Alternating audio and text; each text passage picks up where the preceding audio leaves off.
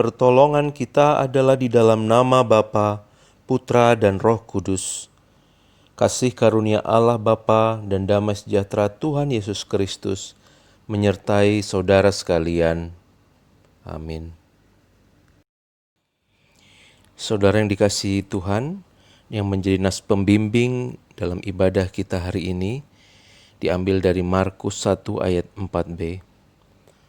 Bertobatlah dan berilah dirimu dibaptis, dan Allah akan mengampuni dosamu. Demikian nas pembimbing kita.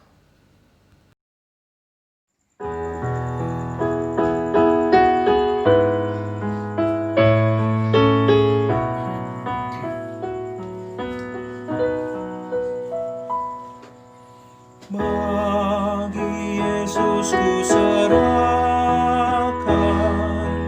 hidupku seluruhnya, hati dan perbuatanku pun waktuku miliknya. Bagi Yesus semuanya pun waktuku miliknya. Bagi Yesus semuanya pun waktuku miliknya.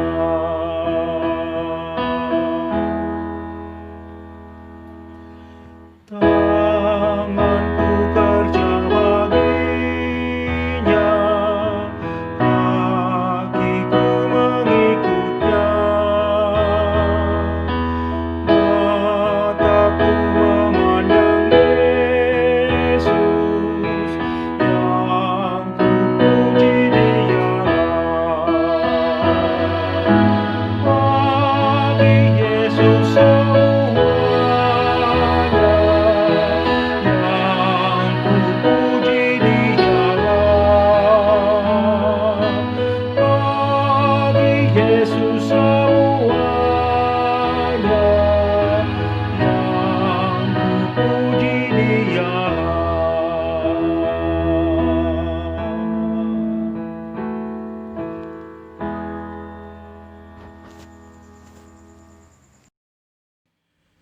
Saudara-saudara yang dikasihi Tuhan, marilah kita mengakui dosa-dosa kita di hadapan Tuhan. Kita berdoa.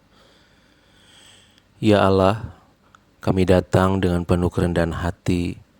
Kami mengakui segala dosa dan pelanggaran kami. Begitu seringnya kami tidak mendengarkan ajaran Tuhan, tidak melakukan apa yang menjadi kehendak Tuhan, sehingga hidup kami, waktu-waktu yang ada, itu justru mengecewakan Tuhan dalam hidup ini. Bapa, ampunilah kami, biarlah kami terus diajar, diingatkan untuk senantiasa mengandalkan Tuhan dan mendekat pada Tuhan. Bahkan hidup kami senantiasa melakukan apa yang menjadi perintah Tuhan, kehendak Tuhan dalam hidup kami. Kami percaya bahwa firman Tuhan tidak pernah salah menuntun kehidupan kami. Firman Tuhan, jalan-jalan Tuhan, kehendak Tuhan itu akan mengarahkan kami kepada hidup yang penuh dengan makna. Itu sebabnya Bapa, kami sesungguhnya adalah manusia yang sudah ditebus dan dibayar lunas oleh darah-Mu yang mahal itu. Biarlah kiranya kami memaknai kehidupan ini juga merupakan hidup untuk Kristus dan bukan untuk diri kami sendiri. Terima kasih Bapa, biarlah kami dalam firman Tuhan boleh diajar dan diterangi supaya kami hidup menurut seperti yang Tuhan mau. Di dalam Kristus kami berdoa dan memohon. Amin. Untuk setiap kita yang sudah mengakui dosa dan pelanggaran kita di hadapan Tuhan, maka dengarkanlah berita anugerah buat kita semua diambil dari Yohanes 15 ayat 9. Seperti Bapa telah mengasihi aku, demikianlah juga aku telah mengasihi kamu. Tinggallah di dalam kasih-Ku itu. Demikian berita anugerah, syukur kepada Allah.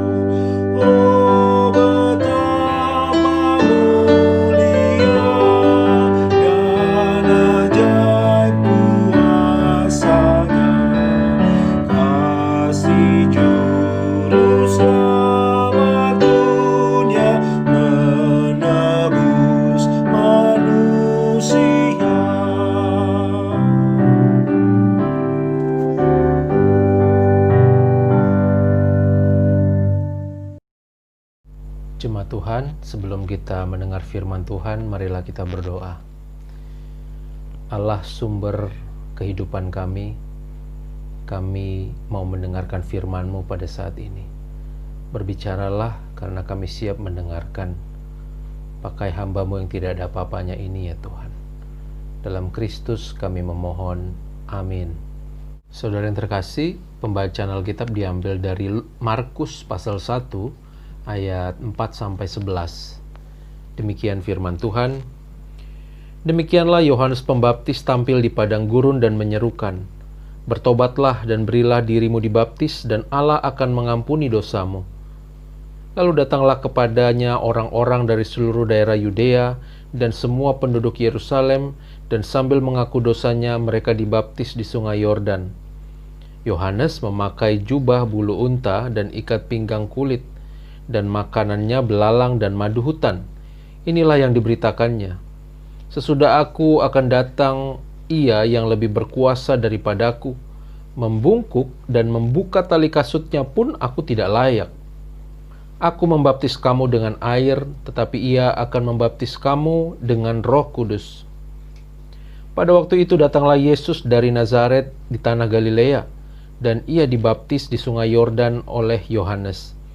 Pada saat Ia keluar dari air, Ia melihat langit terkoyak, dan roh seperti burung merpati turun ke atasnya. Lalu terdengarlah suara dari sorga, "Engkaulah anakku yang kukasihi, kepadamulah aku berkenan." Demikian pembacaan Alkitab. Berbahagialah kita yang merenungkan dan melakukannya dalam hidup sehari-hari. Haleluya. Jemaat yang terkasih dalam Tuhan Yesus Kristus dan saudara-saudara yang mengikuti ibadah taping dari ibadah Gemindo Immanuel ini, saya mengucapkan shalom untuk kita semua. Semoga kita dalam keadaan sehat dan tetap semangat di tengah kondisi pandemi. Saudara, Markus 1 ayat 4-11 tadi, ini merupakan perspektif Markus tentang kasih dan perkenanan Allah. Dalam Injilnya, Markus memperkenalkan Yesus sebagai anak Allah dan Mesias, namun juga sekaligus orang hamba yang menderita. Yohanes Pembaptis datang dan memberitakan baptisan pertobatan. Baptisan sangat berkaitan erat dengan pembersihan diri yang harus dilakukan oleh orang-orang Yahudi, saudara. Seorang imam misalnya haruslah membersihkan dirinya sebelum ia melakukan tugas-tugas keimaman, seperti halnya membersihkan kurban dan melakukan upacara-upacara keagamaan. Nah, Markus menampilkan Yesus sebagai sosok yang dimaksudkan oleh Yohanes Pembaptis itu, saudara. Yesus datang dalam kerendahan hati yang sama seperti Yohanes Pembaptis. Oleh karena itu, ia memberi diri dibaptis oleh Yohanes. Ketika Yesus memberi dirinya dibaptis, ini menjelaskan kepada kita bahwa Yesus setuju dengan konsep pertobatan seperti yang diserukan oleh Yohanes Pembaptis. Bahwa setiap orang harus mengalami kebaruan dan hidup menurut jalan-jalan dan kehendak Allah. Persetujuan yang ditampilkan Yesus ini juga mendapat legitimasi dari langit, simbol dari persetujuan atau pernyataan Allah, saudara. Injil Markus menggambarkan Yesus melihat langit terkoyak dan Roh Kudus seperti burung merpati turun ke atasnya, lalu terdengar suara dari sorga, "Engkaulah anakku yang kukasihi, kepadamulah aku berkenan." Saudaraku yang terkasih dalam Tuhan Yesus Kristus, kemunculan Yesus dan kesediaannya dibaptis oleh Yohanes ini menjelaskan dua hal kepada kita. Yang pertama, bahwa Allah menerima kembali orang-orang yang menyesali dosa-dosanya. Saudara, baptisan Yohanes satu sisi menjadi simbol akan Allah yang menerima manusia. Ketika Yesus dibaptis, ini menjadi peringatan akan perkenanan dan kasih Allah kepada umat manusia. Bukankah Yesus datang ke dunia karena kasih Allah kepada kita? Tetapi di sisi lain, baptisan ini juga merupakan lambang pembersihan dari cara hidup yang lama, saudara. Baptisan mendorong kita manusia untuk kembali kepada Allah demi mendapatkan pengampunan dosa. Manusia disebut berdosa karena ia telah berpaling dari Allah dan tidak menaati perintah dan kehendak Allah. Lewat pengampunan di dalam Kristus, Allah menerima kembali orang-orang yang menyesali dosa-dosa mereka. Itu sebabnya saudara, betapapun kita, saudara dan saya berada dalam hati yang hancur dan merasa dalam perasaan yang tidak layak saat ini atau di masa-masa tertentu, karena berbagai pelanggaran dan dosa-dosa yang kita lakukan. Ingatlah selalu bahwa Allah senantiasa menerima kita, bagaimanapun kondisi kita. Itu sebabnya serahkanlah hidup kita senantiasa kepada Tuhan dan berjalanlah di dalam jalan dan kehendak-Nya. Itu yang pertama, saudara. Yang kedua, ini juga menunjukkan tentang kerendahan hati Yesus. Ayat 11 dikatakan bahwa Engkaulah anak yang kukasihi, kepadamulah aku berkenan. Saudara, meskipun Yesus memiliki kuasa seperti yang dikatakan Yohanes, ia lebih berkuasa, bahkan membuka tali kasutnya pun aku tidak layak. Tetapi Yesus mau memberikan dirinya dibaptis oleh Yohanes. Saudaraku, kalau kita mau Allah memberkati kehidupan kita, kita harus belajar untuk rendah hati. Jika kita mau Allah berkenan atas kehidupan kita, maka kita harus rendah hati. Kata berkenan di ayat 11 di dalam Alkitab bahasa Indonesia sehari-hari diterjemahkan sebagai menyenangkan hatiku. Saudara-saudara, kalau kita orang tua disenangkan oleh anak-anak, pasti biasanya mengalirlah berkat itu. Suatu hari ketika keluarga kami berkumpul, para cucu-cucu anak-anak, entah bagaimana mulanya tiba-tiba semua cucu-cucu kedapatan sedang memijit kaki, kepala, tangan Opung Doli. Di rumah dia dipanggil sebagai Opung Bos gitu ya. Anak saya memijat kepala, cucu yang lain memijat tangan, ada juga yang memijat bagian kaki, ada yang memijat bagian punggung dan sebagainya. Saudara-saudara, yang menarik, apa yang terjadi setelah mereka selesai memijit si Opung Bos ini? Opung Bos langsung mengambil dompet, lalu kepada masing-masing cucu ini diberikan selembar uang 100.000, saudara. Saudara, manusia saja kalau senang ia akan mudah untuk memberkati, apalagi Tuhan kita. Nah, Allah senang dengan orang yang rendah hati di hadapannya. Lawan orang yang rendah hati kan orang yang sombong, betul? Kalau orang sombong, pasti orang ini susah untuk dibantu, saudara. Udah susah, sombong lagi. Ya, dia merasa sudah paling tahu, paling pintar. Ia akan sulit menerima cara-cara lain selain yang dia tahu. Disuruh untuk melakukan firman Tuhan, tidak mau. Makanya ia akan terjebak dalam kesombongan sekaligus kebodohannya sendiri, saudara. Tetapi orang yang rendah hati, ia akan selalu terbuka dengan firman Tuhan.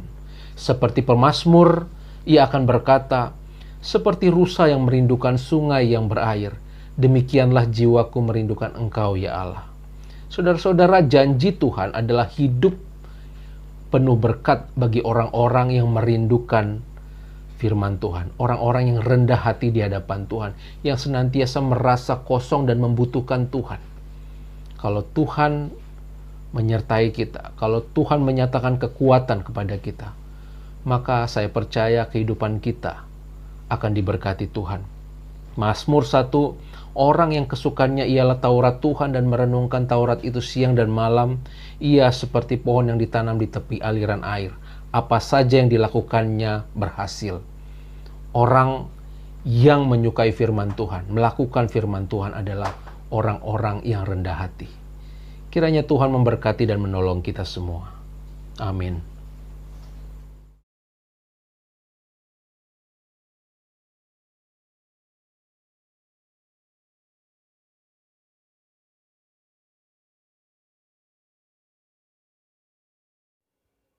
Jemaat yang terkasih, marilah kita mengucapkan pengakuan iman kita.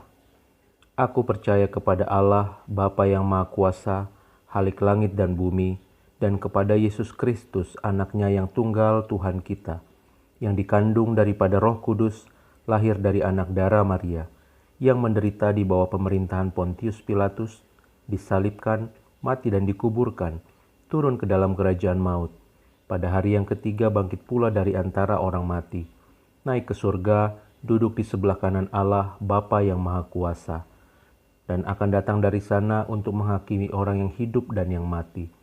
Aku percaya kepada Roh Kudus, gereja yang kudus dan am, persekutuan orang kudus, pengampunan dosa, bangkitan daging, dan hidup yang kekal.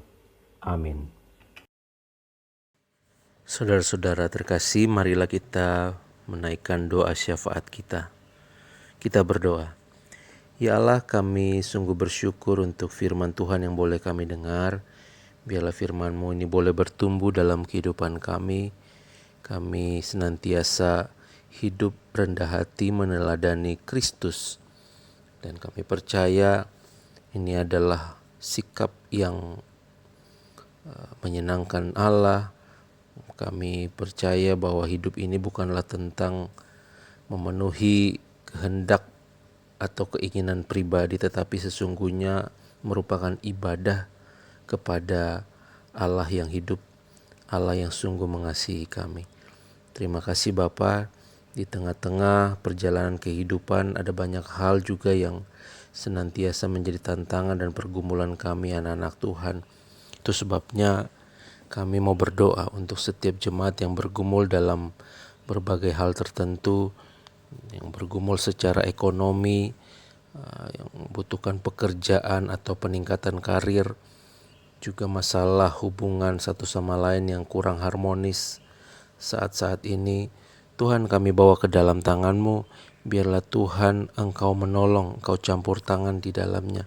Bahkan untuk setiap jemaat Tuhan, anak-anak Tuhan yang mengalami berbagai tantangan dan pergumulan dalam berbagai bidang, Tuhan Engkau kiranya menolong dan memegang tangan anak-anak-Mu supaya mereka bisa melalui semuanya itu dan menemukan solusi yang terbaik atas setiap tantangan pergumulan mereka. Secara khusus kami mau berdoa untuk saudara-saudara kami yang sakit. Kami terus menopang untuk Bapak Suganda, Bapak Simanjuntak, Bapak Butar-Butar, Ibu Basaria Manurung. Berdoa juga untuk Bapak Rio Simanjuntak, Ibu Simanjuntak Boru Hasibuan yang terus menjalani terapi, kemoterapi. Kami juga berdoa untuk Bapak Ketua Majelis Jemaat, Bapak L.E. Simanjuntak yang baru 2 hari yang lalu masuk rumah sakit. Tuhan, kami bawa ke dalam tangan-Mu. Juga Ibu Sidabutar yang di waktu-waktu tertentu sering mengalami tekanan darah tinggi. Tuhan, kami bawa ke dalam tangan-Mu saudara-saudara kami. Tidak ada penyakit yang terlalu sulit Engkau sembuhkan. Tuhan adalah penyembuh atas segala sesuatu. Engkau sanggup memulihkan, Engkau sanggup menyembuhkan. Itu sebabnya kami mau berdoa dengan iman percaya kami. Kiranya Engkau menjamah satu demi satu saudara-saudara kami yang sakit ini. Bahkan mungkin dari antara kami ada yang tidak disebutkan namanya yang mengalami kelemahan tubuh dan fisik. Tuhan, tolong kami semua. Tolong kami Tuhan supaya kami bisa kuat lagi tubuhnya, fisiknya. Bahkan Engkau bangkitkan juga iman pengharapan kami agar tetap terus percaya dan memandang dan mengandalkan Tuhan. Terima kasih Bapa. Saat ini kami juga menopang keluarga Ibu Lisbeth yang baru saja berduka karena Bapak Harapan Jaya sudah Engkau panggil. Bapa, kami sungguh tidak mengerti tentang hal-hal yang sering terjadi dalam kehidupan ini, termasuk ketika kami kehilangan orang-orang yang kami kasihi. Itu sebabnya Bapa, kami mau berdoa, biarlah Engkau yang menyatakan maksud rencana Tuhan atas kepada keluarga Ibu Lisbeth, supaya mereka boleh percaya dengan iman, boleh tetap berpengharapan teguh dalam Tuhan dan memandang bahwa rencana rancangan Tuhan adalah yang terbaik. Jalan-jalan Tuhan tidak pernah salah dalam setiap anak-anak Tuhan. Terima kasih Bapa, kami serahkan semuanya ke dalam tangan-Mu. Pegang tangan anak-anak-Mu ini. Terima kasih Tuhan, kami mau terus berdoa untuk kami semua juga yang berulang tahun. Ada anak-anak Tuhan yang bersuka cita karena usia yang ditambahkan. Tuhan, Engkau terus yang menopang kehidupan kami semua, anak-anak-Mu secara khusus yang berulang tahun, supaya mereka tetap terus mengalami pertumbuhan iman di dalam Tuhan. Hidup kami, hidup mereka boleh menjadi kesaksian banyak orang. Terima kasih untuk campur tangan Tuhan atas anak-anak-Mu ini. Terima kasih Bapa, kami mau terus berdoa untuk bangsa kami Indonesia yang masih dilanda COVID-19, yang terus bertumbuh ya Bapak. Angka penyakit COVID ini kami bawa ke dalam tangan-Mu, biarlah Engkau terus yang memulihkan, bekerja di dalam melalui setiap tim medis, pemerintah bangsa kami, dan orang-orang tertentu yang berjalan atau berperang di garda terdepan. Kami bersyukur untuk anti atau vaksin yang sedang dan akan terus didistribusikan di seluruh Indonesia untuk memerangi COVID ini. Biarlah Tuhan Engkau menolong setiap pihak-pihak yang berwenang di dalam menyebarluaskan dan memfungsikan vaksin ini di tengah-tengah masyarakat. Biarlah ini bisa membawa harapan baru supaya kami bisa hidup di dalam situasi yang normal kembali. Terima kasih Bapak, kami mau berdoa untuk gereja Tuhan, Gemindo, Sinode Gemindo, bahkan gereja-gereja Tuhan di Indonesia ini. Biarlah Tuhan Engkau pakai gereja-Mu menjadi alat untuk menyatakan kasih dan kebenaran Tuhan di tengah-tengah dunia. Terima kasih Bapak, inilah doa permohonan kami. Kami naikkan di dalam nama Tuhan Yesus Kristus yang sudah mengajar kami berdoa.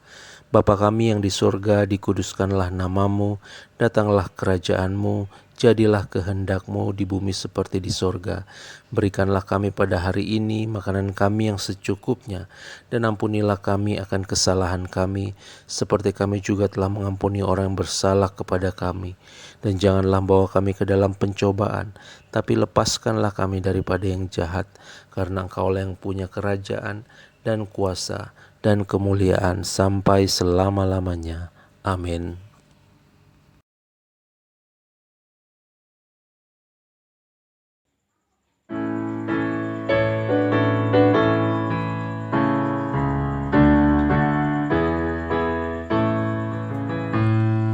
Ingat akan nama Yesus, kau yang susah dan sedih.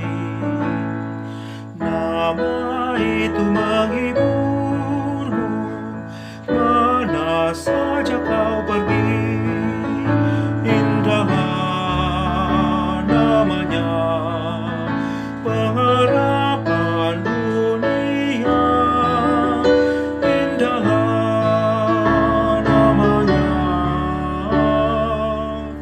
suka surga yang bakal. Bawa nama Tuhan Yesus, itulah perisaimu. Bila datang pencobaan, itu yang menolongmu. Indahlah namanya, pengharapan dunia. Indahlah namanya, suka surga yang bakal. Saudara-saudara dan jemaat yang terkasih dalam Tuhan Yesus Kristus, kembalilah ke dalam kehidupan kita sehari-hari dan arahkanlah hidup kita senantiasa kepada Tuhan, dan jadilah saksi Kristus dimanapun kita berada, dan terimalah berkat Tuhan. Kiranya kasih karunia dan damai sejahtera dari Allah Bapa kita, dan kasih daripada anaknya Tuhan Yesus Kristus, serta persekutuan, penghiburan, tuntunan daripada Roh Kudus, itu yang menyertai kita sekalian dari saat ini sampai selama-lamanya. Amin.